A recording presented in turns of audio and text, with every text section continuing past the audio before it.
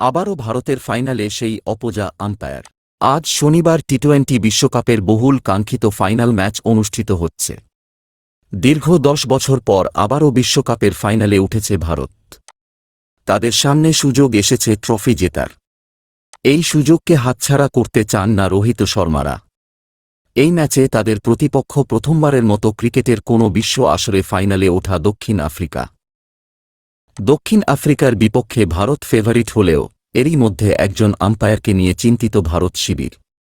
ইতোমধ্যে এই ম্যাচের জন্য দায়িত্বপ্রাপ্ত আম্পায়ারদের তালিকা প্রকাশ করেছে আইসিসি, যেখানে আছেন ভারতের জন্য অপজাখ্যাত আম্পায়ার রিচার্ড কেটেলবরো ও যদিও ম্যাচটিতে অনফিল্ড আম্পায়ারের দায়িত্বে থাকবেন রিচার্ড ইলিংওর্থ এবং ক্রিস গ্যাফনি।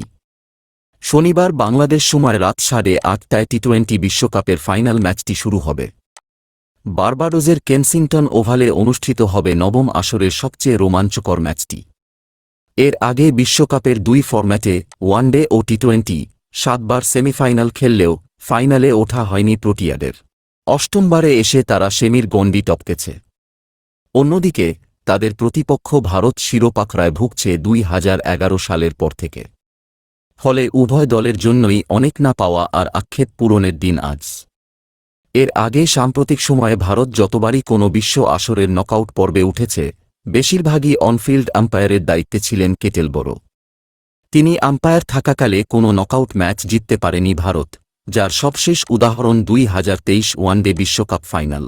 পরিসংখ্যান বলছে ভারতীয়রা যে 6টি নকআউট ম্যাচে হেরেছে তার প্রত্যেকটিতেই আম্পায়ার ছিলেন ইংল্যান্ডের কেটেলবরো। তবে এবার তিনি মাঠের দায়িত্বে থাকছেন না বলে হয়তো কিছুটা স্বস্তি মিলতে পারে রোহিত শর্মার শিবিরে। তবে কিছুটা অস্বস্তিও থাকছে ভারতের জন্য, কারণ আইসিসির এলিট প্যানেলে থাকা এই আম্পায়ার ভারত দক্ষিণ আফ্রিকার ফাইনালে থাকছেন থার্ড আম্পায়ার হিসেবে। ফিল্ড আম্পায়ার হিসেবে থাকছেন রিচার্ড ইলিংওর্থ এবং ক্রিস গ্যাফনি।